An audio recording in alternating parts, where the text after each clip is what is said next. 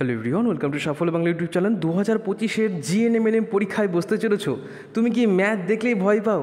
তুমি কি ম্যাথ দেখলেই ভাবো যে না ম্যাথ থাক বাবা থাক, পরের বছর আবার দেবো, তো ম্যাথ আমি করবো না?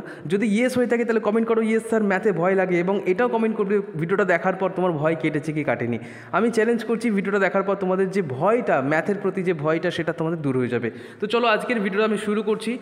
প্রত্যেকে বলছি যারা যারা প্রথমবার এসে চ্যানেলটা সাবস্ক্রাইব করো, কারণ জিএনএমএনএম 2025-কে লক্ষ্য করে আমাদের কিন্তু এবার ফ্রি ক্লাস চলছে এই ইউটিউব চ্যানেল পাবে, তার জন্য কিন্তু চ্যানেলটা সাবস্ক্রাইব করতে হবে। ভিডিওগুলো প্রত্যেকটা অবশ্যই কিন্তু লাইক শেয়ার এবং সাবস্ক্রাইব করে নেবে। আচ্ছা চলো ফার্স্টে বলি যে ধরো একটা অঙ্ক, আমার এরকম একটা অঙ্ক এলো, ঠিক আছে? তো আমি এই অঙ্কগুলো দেখলে প্রথমে ঘাবড়ে যাবো, তাই না? যে এইরকম ধরনের বললো যে এর কিউব রুট বার করো, ঠিক আছে, ঘনমূল বার করো, ততক্ষণ তুমি ভাববে যে বাবা এটা কী ধরনের কঠিন অঙ্ক, ছেড়ে দিয়ে চলে আসি। তো বলে রাখি, দেখো ফার্স্টে বলি যে প্রথমে এটা ভাববে না যে এইটা পরীক্ষায় আসবে কি আসবে না। প্রথমে এটা ভাববে না যে এইটাই পরীক্ষা আসবে কি আসবে না। আগে ভাবো যে কী করে শিখবো। অঙ্ক শিখতে গেলে না বেসিক আন্ডারস্ট্যান্ডিংটা দরকার, যেটার জন্য কিন্তু অনেক ছাত্রছাত্রীরা ভাবে যে থাক এটা তো আমি জানি, এটা আমি শিখবো কেন, যেটা আসে শুধু সেটাই শিখবো। না বন্ধুরা, ম্যাথ শিখতে গেলে তোমাকে বেসিক থেকে শিখতে হবে। 1 2 3 4 গুণ ভাগ যোগ বিয়োগ, এটাই তো ম্যাথ, আর কি আলাদা কিছুই তো না। দেখবে এই অঙ্কটা তোমরাই করবে আজকে, আমি কথা দিলাম তোমরা নিজেরাই করবে। দেখো আগে শিখিয়ে দিই প্রসেসটা কি, 1 সেকেন্ডে হয়ে যাবে, ঠিক আছে? কীভাবে দেখো, 125 তার ঘনমূল বার করতে বলেছে। কীভাবে বার করবো দেখো, প্রত্যেকটা সংখ্যা অর্থাৎ এই যে 1 2 আর 5 আছে, এটাকে যোগ করো, কত হয়? 5 + 2 + 1 যোগ করলে কত হয়? দেখো 5 আর 2 7, একে 8, 8 হয় না? 8 থেকে 3 মাইনাস দাও, তাহলে কত হয়? 5 হয়। তো 5 হচ্ছে অ্যান্সার, রাইট অ্যান্সার অপশন হবে বি। কতক্ষণ লাগলো, কত সেকেন্ড লাগলো বলো? এবার বলে স্যার 3 কেন মাইনাস করলেন? কারণ এই দেখো ওপরে দেখো 3 আছে, ওই জন্য কিন্তু 3 মাইনাস করলাম। দেখো কত সেকেন্ডের মধ্যে কিন্তু উত্তর বার করে এলো। কিন্তু এটা যদি আমরা ক্যালকুলেটার বার করতাম বা ধরো অন্য কোনো প্রসেসে বার করতাম, সেই এক্স ফেক্স ধরে যদি বার করতে যেতাম, তাহলে কিন্তু অন্ততপক্ষে 5 মিনিট লাগতো। তাহলে একটা অঙ্ক করতে 5 মিনিট লাগার কথা নয়। তো এরকম শর্টকাট টেকনিক কিন্তু অবশ্যই জানার জন্য চ্যানেলটা সাবস্ক্রাইব করো, ঠিক আছে? পরের অঙ্ক দেখবে একদম সেম অঙ্ক। দেখো 200 কত হচ্ছে 27 74 বলছে এর ঘনমূল বার করো। দেখো কত শর্টকাটে আমরা কিন্তু এটা উত্তর বার করতে পারি। কীভাবে করবো দেখো, একদম সেম প্রসেস। দেখো কি বলেছিলাম আগের প্রসেসটা, প্রত্যেকটা সংখ্যা যোগ করো। দেখো কী কী আছে, 2 আছে, 7 আছে, 4 আছে আর 4 আছে। দেখো মুখে মুখে যোগ করো। 7 আর 2 কত হয়? 7 আর 2 9 হয়, 7 8 9, তাই না? 9 হয়, 9-এর সাথে 4 যোগ করো, তাহলে কত হয়? 9-এর সাথে 4 যোগ করলে হয় 9 10 11 12 13, 13 হলো, 13-এর সাথে আর 4 যোগ করো, 13 আর 4 যোগ করলে কত হয়? 17 হয়। তবু দেখে দিচ্ছি 13 14 15 16 17, 17 হয়। তাহলে 17 থেকে 3 মাইনাস করলে কত হয়? 17 থেকে 3 মাইনাস করলে 14। অপশন নাম্বার কোথায় আছে বলো? অপশন নাম্বার কোথায় আছে? অপশন নাম্বার সিতে আছে। তো right answer option number C. শিখতে পারছো তো অঙ্ক? দেখো এইরকম ধরে ধরে কিন্তু আমরা ম্যাথ শেখাচ্ছি, এবং জিএনএমএনএম 2025-কে লক্ষ্য করে কিন্তু আমাদের নতুন ব্যাচও লঞ্চ হচ্ছে আগামী পরশু দিন থেকে। তো তোমরা যদি মনে করো ব্যাচে ভর্তি হবে, দেখো মাত্র কিন্তু 750 টাকা। একদমই ঠিক শুনেছো, মাত্র 750 টাকায় তোমরা কিন্তু একদম 6টা মাস পড়তে পারছো। আমি তোমাদেরকে একটা কোশ্চেন দিচ্ছি, এই কোশ্চেনটা করো, তারপরে তোমাদের বলে দিচ্ছি। দেখো এই কোশ্চেনটার উত্তর তোমরা করবে, ঠিক আছে? কমেন্ট করে জানাবে যে স্যার এটার উত্তর কী হবে। বলো 33 75 এর কিউব রুট কত হবে বলো? এটা সেম প্রসেস। কীভাবে বলেছিলাম একটু হিন্ট দিয়ে দিই, চলো। এই সংখ্যাগুলো যোগ করতে বলেছিলাম, 3 3 7 5 যোগ করো, 3 যোগ 7 যোগ 5। কীভাবে যোগ করবে? 7 আর 3 কত হয়? 10 হয়, 10 আর 3 কত হয়? 13 হয়, 13 আর 5 কত হয় বলো? এবার তোমায় করতে হবে, 13 আর 5 কত হয়? 18 হয়। 18 থেকে কত বাদ দিতে হবে? করে দেখো, উত্তরটা করে দেখাবে, কমেন্ট করো, কমান। কারণ দেখো তোমাকে যতক্ষণ না তুমি নিজের চেষ্টা করো না, ততক্ষণ কিন্তু কেউ পারবে না, তুমি যত ভালো স্যারের কাছে পড়ো। কিন্তু আমরা যখন কোনো ব্যাচ শুরু করি, তখন আমরা একটা জিনিস ভাবি যে সেই ছেলেটা বা সেই মেয়েটা কিছু জানে না, একদম বেসিক। সবাই মুখে বলবে যে হ্যাঁ আমরা তোমাদেরকে বেসিক থেকে শেখাবো, বাট হয় না। আমি বলছি হয় না। সবাই দেখবে তোমাকে বেসিক বলবে, এটা তো তোমার জানতেই হবে। কিন্তু আমাদের এই যে ব্যাচটার মেন লক্ষ্যই হচ্ছে যে একদম বেসিক থেকে শুরু করা, যে কোনো কঠিন থেকে কঠিনতর সাবজেক্ট যেন তোমাদের সহজ করে বোঝাতে পারি, এটা হচ্ছে মেন লক্ষ্য। তাতে তোমাদের যতটা মেহনত আমাদের দিতে হয় দেবো, কিন্তু তার জন্য তোমাদের যেন কোনো মানে এটা না হয় যে তোমরা শিখতেই পারলে না, ফালতু ভর্তি হলে কিছুই বুঝতে পারলে না, শুধু মুখস্থ করলে। শুধু নাম্বার পাওয়াটা লক্ষ্য নয়, লক্ষ্য হচ্ছে জিনিসটা সহজ করে শেখাটা সব থেকে আসল বিষয়। নাম্বার তো যে কেউ পেয়ে যাবে, সে তো মানে 2 দিন পড়লেও অনেকে পাশ করে যায়, এরকম টেনে পাশ করা, ওটা কোনো মানে হয় না, ওটা শেখায় বলে না, ওটাকে বলে টুকলি করা, ঠিক আছে? ওইরকমভাবে পড়ে কোনো লাভ নেই। আমি মনে করি যে একটা স্টুডেন্টকে ভালোভাবে পড়াতে হবে, সে যেন শিখে এবং পরবর্তীকালে যে কোনো পরীক্ষায় বসে সে যেন একটা ভালো স্কোর করতে পারে। সেটা আমি দায়িত্ব নিয়ে বলতে পারি যে তোমরা এখানে ভর্তি হলে অবশ্যই, কারণ এখানে ভালো ভালো স্যার আছে, আমি আছি নিজে তোমাদের পড়াবো, আমি তোমাদের অনেক কিছু সাবজেক্ট পড়াচ্ছি, যেমন যেমন জিকে পড়াচ্ছি, ইংলিশ পড়াচ্ছি। আগের বছর ভৌত বিজ্ঞানে পড়েছিলাম, ভৌত বিজ্ঞানে একটু অসুবিধা হচ্ছিল, তা সত্ত্বেও আমি কিন্তু ভৌত বিজ্ঞান টেনেছিলাম। এবং অনেকেই ভৌত বিজ্ঞান পড়তোই না, আমার পড়াতে কিন্তু অনেক ছেলেমেয়েরা মোটিভেশন পেয়ে পড়াশোনা শুরু করেছিল। সেখানে যদি সে 0 পেতো না, তার আমার জন্য কিন্তু তারা অন্ততপক্ষে 5-10 তো নাম্বার স্কোর করেছে। যেখানে ছেড়ে আসতো সেখানে কিন্তু স্কোর করে এসছে। তো আমি চাই যে সমস্ত ছেলেমেয়েদেরকে একদম 0 থেকে শুরু করব।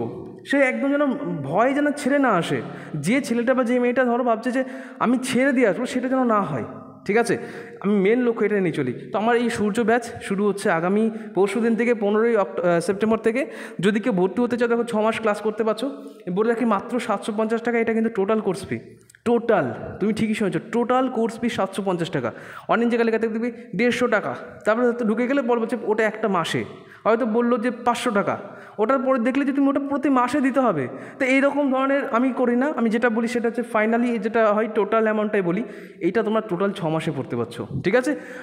কী কী সাবজেক্ট থাকছে দেখো, তোমাদের জিএনএম পড়ার জন্য যে সমস্ত সাবজেক্টগুলো দরকার, জীবন বিজ্ঞান, ভৌত বিজ্ঞান, ম্যাথ, ইংলিশ, রিজনিং, ঠিক আছে, জিকে, সমস্ত সাবজেক্টই পড়ানো হবে। টোটাল 3 জন স্যার থাকবে। তোমরা দেখতে পাচ্ছ আপাতত 2 জন স্যার আছে, আরেকজন স্যারের আপাতত সিলেকশন প্রসেসের মধ্যে আছে। সেটা সিলেক্ট হয়ে যাবে, তোমরাই সিলেক্ট করবে, আমি নাই, তোমরাই সিলেক্ট করবে। মানে এতটা স্বাধীনতা দেওয়া হয়, ঠিক আছে? তোমাদের কাছ থেকে ফিডব্যাক নেওয়া হয় যে বলো কোন ক্লাসটা কীরকম লাগছে, কোথাও তোমাদের বুঝতে অসুবিধা। কারণ লাইভ ক্লাস হবে, লাইভ ক্লাস যদি মিস হয়ে যায়, রেকর্ডিং ক্লাস পাচ্ছ, যেদিন যা ক্লাস হয় তারপর দিন সেই টপিকের উপর কুইজ হয়, মক টেস্ট হয়। আর কি চাই? সপ্তাহে একটা করে কুইজ নেওয়া হয়। আর কি চাই বলো? ডাউট ক্লিয়ারের জন্য সবসময় ডাউট ক্লিয়ারের জন্য গ্রুপটা খোলাই থাকে। তোমার যা যা ডাউট থাকবে তুমি জিজ্ঞাসা করতে পারো।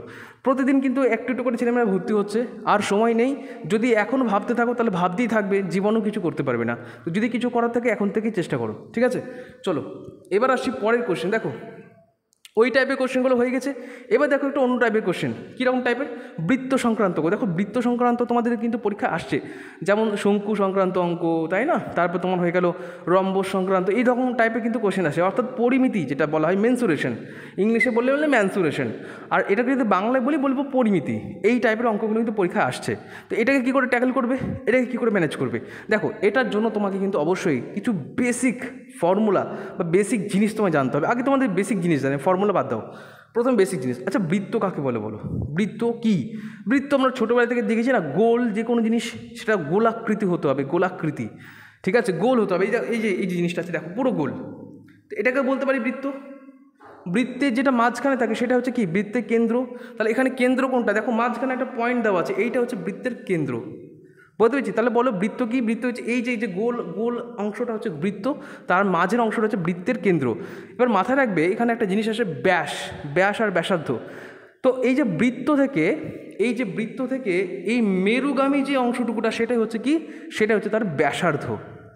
ব্যাসার্ধ, অর্ধ, কারোর অর্ধেক, ব্যাসের অর্ধেককে বলা হয় ব্যাসার্ধ। কি বললাম? ব্যাসের অর্ধেককে বলা হয় ব্যাসার্ধ। এখানে যদি আমি এই ঘরটা পুরোটা টানি, তাহলে কি হবে? পুরোটা দেখো একটা পুরো অংশ হচ্ছে, কিন্তু যখন এইটাকে মিটিয়ে দেবো তখন দেখো অর্ধেক হয়ে যাচ্ছে। তো যেহেতু অর্ধেক, তাহলে ব্যাসার্ধ। অর্ধ, কারোর অর্ধেক, ব্যাসের অর্ধেককে বলে ব্যাসার্ধ। বুঝতে পেরেছি? তো যখন এইটুকু অংশ ধরো, এই কেন্দ্র থেকে মেরু পর্যন্ত যেটুকু অংশ বললাম সেটুকু কি বলবো? ব্যাসার্ধ। আর এই পুরোটাকে কি বলবো? এই যে পুরো একটা মেরু থেকে অপর একটা মেরু যদি বলি, তাহলে তাকে কী বলবো? তাহলে তাকে বলবো ব্যাস। ক্লিয়ার হয়েছে? তাহলে এখানে অনেক সময় পরীক্ষায় প্রশ্ন আসে, বলো একটি বৃত্তের ব্যাস হলে এত। তাহলে ব্যাস মানে বুঝতে পেরেছো? ব্যাস কোনটা বলো তো? কি ব্যাস?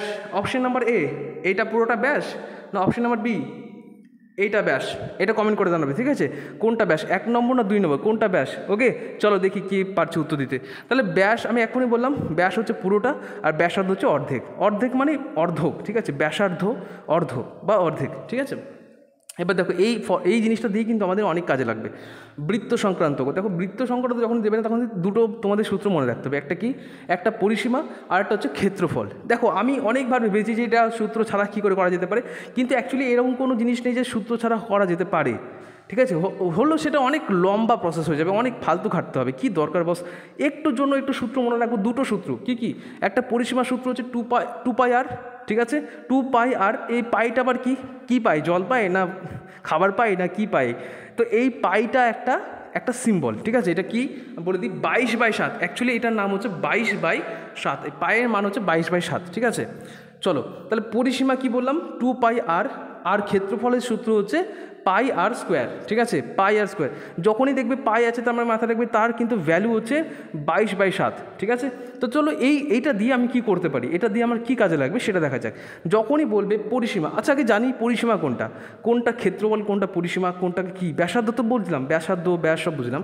দেখো এই বৃত্তে যখনই এই যে চারিদিকে একটা দেখছো গোল দাগ আছে, এই যে গোল দাগটা দেখতে পাচ্ছ, এই যে গোল দাগ দেখতে পাচ্ছ এটাই হচ্ছে তার পরিসীমা। বলে না একটা মাঠের পরিসীমা, একটি পার্কের পরিসীমা, তার মানে চারিদিকে তার যে পরিসীমা, বলে না তুমি সীমা লঙ্ঘন করছো, মানে লক্ষণ সীমা বলে না যে লক্ষণ সীমা লঙ্ঘন করছো বা এটা পেরিয়ে যাচ্ছ, সীমা পেরিয়ে যাচ্ছ, তাহলে এটা হচ্ছে তার সীমা, মানে এর বাইরে সে যেতে পারবে না, বুঝতে পেরেছি। তাহলে সীমা যখনই বলবে বা পরিসীমা যখন বলবে তার মাথায় রাখবে তার লাস্টের যে ঘরটা দেখতে পাচ্ছ, এই যে পুরো যে তার ঘরটা, এখান থেকে এতটা পুরোটা হচ্ছে তার কি পরিসীমা, বুঝতে পেরেছি। ছোটোবেলায় আমরা না এগুলোকে খুব গুলিয়ে ফেলতাম, কোনটা পরিসীমা, কোনটা ক্ষেত্রফল, কোনটা বা দৈর্ঘ্য, কোনটা প্রস্থ। অ্যাকচুয়ালি বৃত্তে কোনো দৈর্ঘ্য প্রস্থ থাকে না, এখানে কি থাকে, পরিসীমা থাকে, ক্ষেত্রফল থাকে। ক্ষেত্রফল কোনটা স্যার, ক্ষেত্রফল হচ্ছে মাঝখানে যেটুকু অংশ দেখতে পাচ্ছ, এই যে পুরো অংশটা, এই পুরো অংশটা হচ্ছে ক্ষেত্রফল, ঠিক আছে, পুরোটা। এগুলো বের করার সূত্র হচ্ছে, যেমন তোমায় বললাম যে যদি বলি পরিসীমা সূত্র কি, তাহলে পরিসীমা সূত্র 2πr, ঠিক আছে। কি বললাম, 2πr হচ্ছে পরিসীমা। তাহলে বলো পরিসীমা কোনটা, না পরিসীমা হচ্ছে এইটা। আচ্ছা ব্যাস কাকে বলে, না এই যে একটা মেরু থেকে আরেকটা মেরু পর্যন্ত যেটুকু দূরত্ব সেটা হচ্ছে ব্যাস। আর ব্যাসার্ধ কি, না কেন্দ্র থেকে তার যে একটা মেরু পর্যন্ত যেটুকু দূরত্ব সেটা হচ্ছে ব্যাসার্ধ, অর্থাৎ ব্যাসের অর্ধেক হচ্ছে ব্যাসার্ধ। যদি আমি একটা প্রশ্ন করি, দেখি কারা পারছো, দেখি কার বুদ্ধি আছে। হ্যাঁ, আমি ধরো বললাম যে একটা বৃত্তের ব্যাস হচ্ছে 14 সেন্টিমিটার, তাহলে তার ব্যাসার্ধ কত হবে, সোজা হিসাব, 14কে 2 দিয়ে ভাগ করে দাও, কারণ অর্ধেক হবে না, 14 অর্ধেক কত হয়, 12 হয়, 7 হয়, 7 2 14, তাহলে 7 হচ্ছে অ্যান্সার, বুঝতে পেরেছি। ব্যাসার্ধ কত হবে, 7 হবে। আচ্ছা আমি আর একটা প্রশ্ন করি, দেখি এটা উত্তর দেবে। হ্যাঁ, ধরো বললাম যে ব্যাস হচ্ছে 28 সেন্টিমিটার, তাহলে তার ব্যাসার্ধ কত হবে, ঠিক আছে। দেখি কারা উত্তর দিতে পারছো। আর একটা আমি চলো এই দুটোই করলাম, হ্যাঁ, আর বেশি হাঁটছি না, এটা আশা করছি সবাই শিখে গেছো। তাহলে কি বললাম, দেখো একটা বৃত্তের মধ্যে কি জানলাম, একটা জানলাম তার পরিসীমা কোনটা, পরিসীমা হচ্ছে এই অংশ পুরোটা হচ্ছে তার পরিসীমা, ক্লিয়ার হয়েছে, এই পুরো অংশটা পরিসীমা। আর যদি বলি ক্ষেত্রফল কোনটা, তাহলে কি বলবো, বৃত্তের যে মাঝখানে যেটুকু আছে সেটা হচ্ছে সব তার কি ক্ষেত্রফল, ঠিক আছে, এটা তার পুরো ক্ষেত্রফল। ওকে, যদি বলি তার বৃত্তের একটা ব্যাস বলো, ব্যাস কোনটা, তাহলে ব্যাস হচ্ছে আমার এইখান থেকে এই এতটা পুরোটা ব্যাস। আর যদি বলি ব্যাসার্ধ কোনটা, তাহলে ব্যাসের অর্ধেক, অর্থাৎ এই কেন্দ্র থেকে এই মেরু পর্যন্ত যেটুকু অংশ সেটা হচ্ছে ব্যাসার্ধ, ক্লিয়ার। চলো এই ছাই থেকে তোমাদের এই সূত্রটা শুধু মাথায় রাখতে হবে যে বৃত্তের ক্ষেত্রফল আর বৃত্তের পরিসীমা মানে এইটার সূত্র কি বললাম, বলো এখন তো কোনো মুখস্থ হয়ে যাওয়ার কথা ছিল, তাহলে মুখস্থ করে নিতে হবে এটা, ঠিক আছে। কি বললাম, পরিসীমার সূত্র হচ্ছে 2πr, আর ক্ষেত্রফলের সূত্র কি πr স্কোয়ার, ঠিক আছে। এই দুটো শুধু মুখস্থ করো। দেখো 2πr আর ক্ষেত্রফলের সূত্র হচ্ছে πr স্কোয়ার। দেখো এইটা দিয়ে আমি কী করে অঙ্ক করছি, চলো। একটি বৃত্তের ব্যাসার্ধ হচ্ছে 7 সেন্টিমিটার, তাহলে তার ক্ষেত্রফল কত হবে, অর্থাৎ বলছে এইটুকু দিয়ে দিয়েছে 7 সেন্টিমিটার, তাহলে তার ক্ষেত্রফল অর্থাৎ এই ভেতরে পুরো পরিসীমাটা কত হবে, তাই তো, এইটা সূত্র। তাহলে ক্ষেত্রফল বের করার সূত্র কি পেয়েছিলাম আমরা, ক্ষেত্রফল বের করার সূত্র পেয়েছিলাম πr স্কোয়ার, ঠিক, πr স্কোয়ার পেয়েছিলাম। দেখো এই যে ক্ষেত্রফল বের করার সূত্র হচ্ছে πr স্কোয়ার, তাহলে আমি কি করব, এইখানে আমি করব পাই আর তার স্কোয়ার। এখানে আর এর ভ্যালু কত পেলাম, আর এর ভ্যালু পেয়েছি আমরা যে 7, তাই না, তাহলে আর এর ভ্যালু পেয়েছি 7 তার স্কোয়ার, আর এদিকে কী হচ্ছে 22/7। পায়ের ভ্যালু কত বলেছি প্রথমে বলো, পায়ের ভ্যালু হচ্ছে 22/7 ইন্টু এখানে 7 সেন্টিমিটার দিয়েছে আর স্কোয়ার, মানে আর স্কোয়ারের ভ্যালু কত 7 দিয়ে দিয়েছে, তাহলে 7 তার স্কোয়ার, 7 দিয়ে কত হয় 49 হয় না, স্কোয়ার করতে হবে। যখনই বলবে স্কোয়ার বার করো তাহলে কী করবো, দুটো সংখ্যা গুণ করে দেবো। ধরো বললো 5 স্কোয়ার কত, 5 5 25, ধরো 4 স্কোয়ার কত, 4 4 16, এখানে যেমন হচ্ছে 7 স্কোয়ার কত, 7 7 49, ব্যাস। তাহলে এখানে আর স্কোয়ারের জায়গায় আমি করবো কি 49, বুঝতে পেরেছি, বলো এটা খুব ক্লিয়ার তো। এটা লাইভ ক্লাস হলে আরও ভালো লাগতো। তো যখন আমি পেইড ব্যাচে লাইভ ক্লাস করাই তখন আরও মজা করে ক্লাস করাই, জিনিসটা আরও বেশি ইন্টারেস্টিং হয়ে যায়, ছেলেমেয়েরা খুব এন্টারটেনমেন্টের সাথে ক্লাসগুলো শেখে, ঠিক আছে, ক্লাসগুলো করে, ক্লাসগুলো শেখে এবং তারাও উত্তর করে, ঠিক আছে, খুব মজা করে ক্লাসগুলো হয়। তাহলে এই হচ্ছে ব্যাপার। এবার দেখো আমি এবার শুধু কাটাকুটি করবো, আমার উত্তর কিন্তু হয়ে গেছে। 7 দিয়ে কাটি, 7 7 49, তাহলে 7 গেল। এবার তুমি শুধু 22-এর সাথে 7 গুণ করে দাও, উত্তর তোমার হয়ে গেছে। তাহলে দেখো 7 দুগুণে 14, 14 4 হাতে থাকলো 1, আর 7 দুগুণে 14 15, অর্থাৎ 154 বর্গ মিটার। অপশন নাম্বার বি হচ্ছে রাইট অ্যান্সার। কত সেকেন্ড সময় লাগলো বলো? এতক্ষণ বোঝাতেই সময় লেগে গেলো, কিন্তু দেখো কত সেকেন্ড লাগলো, একদম সেকেন্ডের মধ্যে কিন্তু উত্তর হয়ে যাচ্ছে। চলো পরের প্রশ্ন দেখে নিই।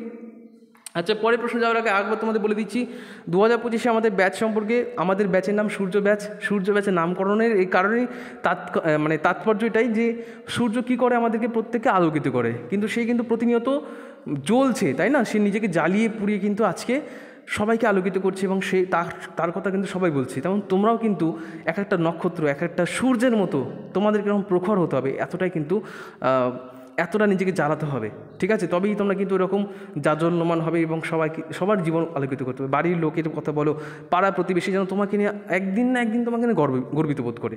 সেই জন্যই এই ব্যাচের নাম রাখছে সূর্য ব্যাচ। ওকে, চলো, আশা করছি এই ব্যাচটা তোমাদের জন্য খুবই হেল্পফুল হবে 2025-এর জন্য। আমরা আমাদের বেস্টটা দিয়েই চেষ্টা করবো যেন স্টুডেন্টরা প্রতি বছরই চেষ্টা করি। তো যেই জায়গাগুলো আমাদের খামতি থেকে যায়, দেখো আমরা তো একটা মানুষ, আমাদের হয়তো অনেক জায়গায় ভুলভ্রান্তি হয়, কিন্তু সেগুলো আমরা সংশোধন করার চেষ্টা করি এবং আরও ভালো কিছু দেওয়ার চেষ্টা করি, স্টুডেন্টরা যেন ভালো কিছু পায়, ঠিক আছে? তো এই ব্যাচটা আমরা চেষ্টা করছি আমাদের 100% দেওয়ার, বাকিটা তোমাদের ব্যাপার, ঠিক আছে? তোমরা আশা করছি এখান থেকে উপকৃত অবশ্যই হবে, ঠিক আছে? এখন সময় অনেক আছে, ধীরে ধীরে ধীরে বিষয়গুলো শিখতে পারবে, অনেকটা সময় ধরে শিখতে পারবে। আর যারা ধরো লাস্ট মিনিটে আসবে 1 মাস 2 মাস, ওরা কিছু শেখার মতো কিছু থাকে না, সত্যি বলতে মুখস্থ করা। তো ওই রকম আমি পড়াতে আমি বিশ্বাসী নই, ঠিক আছে? চলো এবার আসছি পরের কোশ্চেন। দেখো, একটি বৃত্তাকার মাঠের ব্যাস হচ্ছে 28 সেন্টিমিটার। তাহলে ব্যাস মানে কি বলেছিলাম? ব্যাস মানে পুরোটার ডিস্টেন্স, মানে এই একটা যদি গোল হয়, এই যদি একটা বৃত্ত হয়, এই বৃত্তের পুরোটা হচ্ছে ব্যাস, আর এই ব্যাসের ভ্যালু দিয়ে দিয়েছে 28 সেন্টিমিটার। এবার আমাকে একটা কাজ করতে হবে। কী কাজ করতে হবে? দেখো, ব্যাস দিয়েছে 28 সেন্টিমিটার, তাহলে ব্যাসার্ধ কত হবে? 28কে ভাঙো 2 দিয়ে, তাহলে তো হয়ে গেল। তাহলে 28 কত হয়? 14 দুগুণে 28 হয় কি হয় না? তাহলে বলো, এই যে ধরো আমি একটা কথা বললাম, তোমার বাড়ি থেকে, কালারটা চেঞ্জ করে দাও, ধরো আমি বললাম তোমার বাড়ি থেকে স্কুলের দূরত্ব হচ্ছে 2 ঘন্টা। তুমি ধরো বললে, স্যার আমি বাড়ি যাইনি, আমি বাড়ির মাঝখানে, অর্থাৎ বাড়ি এবং স্কুলের মাঝখান পর্যন্ত গেছি, তাহলে এইটুকু গেছো, তাহলে কতক্ষণ লাগবে? তাহলে সোজা হিসাব না, 1 ঘন্টা লাগবে। এই পুরোটা 2 ঘন্টা যদি হয়, তাহলে এটার অর্ধেক, তাহলে 1 ঘন্টাই লাগবে। ঠিক তেমনই আমাকে ব্যাস বলে দিয়েছে, তার ব্যাসার্ধ কী হবে? অর্ধেকই তো হবে। তাহলে ব্যাস হচ্ছে 28 সেন্টিমিটার, অর্থাৎ এই বৃত্ত থেকে এই পুরোটার ডিস্টেন্স হচ্ছে 28 সেন্টিমিটার।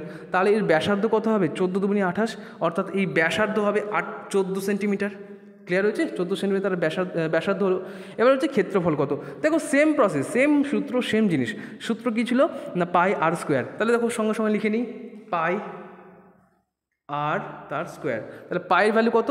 22/7 ছিল পায়ের ভ্যালু, এটা মাথায় রাখবে কিন্তু, হ্যাঁ, 22/7, এটা কোথাও লেখা থাকবে না, এটা তোমাকে মনে রাখতে হবে। 22/7 ইন্টু আর স্কোয়ার, তাহলে আর কত বেরিয়েছে? 14। তাহলে 14 স্কোয়ার কত হয়? এটা অনেকে বলতে পারবে না হয়তো। 14 স্কোয়ার, দেখো এগুলো বার করার সূত্র আছে, ঠিক আছে? এর নিতে শর্টকাট হচ্ছে 14 × 14 করে দাও, তখন তোমার উত্তর বেরিয়ে যাবে, ঠিক আছে? তো এটা অ্যাকচুয়ালি যেটা ভ্যালু সেটা হচ্ছে 196। তো 196 হচ্ছে 14 স্কোয়ার। এগুলো মুখস্থ থাকার কথা কিন্তু, হ্যাঁ, এগুলো কিন্তু কিছু নেই, অ্যাকচুয়ালি এগুলো মুখস্থই করতে হয়। আমরা যখন ছোটো ছিলাম তখন হয়তো ভাবতাম যে অ্যাভয়েড করবো, এগুলো ছেড়ে দেবো। এখন বুঝতে পারি যে এগুলো যতই আমরা অ্যাভয়েড করি না কেন, যতই এগুলো থেকে এড়ানোর চেষ্টা করি, আমাদের কিন্তু এগুলোই শিখতে হবে, ঠিক আছে? এবার দেখো কাটাকুটি করি, তাহলে 22/7 ইন্টু 196। এবার 7 দিয়ে কাটো, 96 কত কীভাবে হচ্ছে? দেখো, মুখোমুখি কিন্তু কাটাকুটি করা যায়, এটার জন্য ওই খাতায় কাটাকুটি করার কোনো দরকার নেই, মুখোমুখি কাটাকুটি করো। দেখো 7 দুগুণে 14, 3 7 21 হয়ে যাচ্ছে, তাহলে 3 দিয়ে যাবে না, 2 দিয়ে আছে, 7 দুগুণে 14, 14 গেল। 19 থেকে 14 বাদ দিলে কত থাকে? 5 থাকে না, 5 থাকলো। এবার 56, মানে এখানে ধরো 5 আছে আর এদিকে 6 এলো, তাহলে 56 হলো। 7 8 কত হয়? 7 8 56 হয়। তাহলে আমার বেরিয়ে আসলো যেটা, সেটা হচ্ছে 8। দেখলে মুখোমুখি কিন্তু উত্তর হয়ে গেল। এগুলো না অ্যাকচুয়ালি প্র্যাকটিসের উপর ডিপেন্ড করে। আমি চাইলে তোমাকে দেখাতে পারতাম যে 196কে 7 দিয়ে ভাগ করে দিই, দেখো আমি চাইলে দেখাতে পারি, হয়তো এতটা ধৈর্য করা থাকবে না, কিন্তু এগুলো তোমাদের করতে হবে। তাড়াহুড়ো করে কিন্তু কোনো কিছু হয় না, তাড়াহুড়ো কিন্তু শয়তানের লক্ষণ, ঠিক আছে? দেখো 196 196 যদি আমি 7 দিয়ে ভাগ করি, তাহলে কত হচ্ছে দেখো, সেম জিনিসই আসবে। 7 দুগুণে 14, তাহলে 2 গেল, আমার বেরিয়ে আসলো 5, এদিকে 6, তাহলে দেখো 7 8 56, এটা তো জানো 7 8 56 হয়।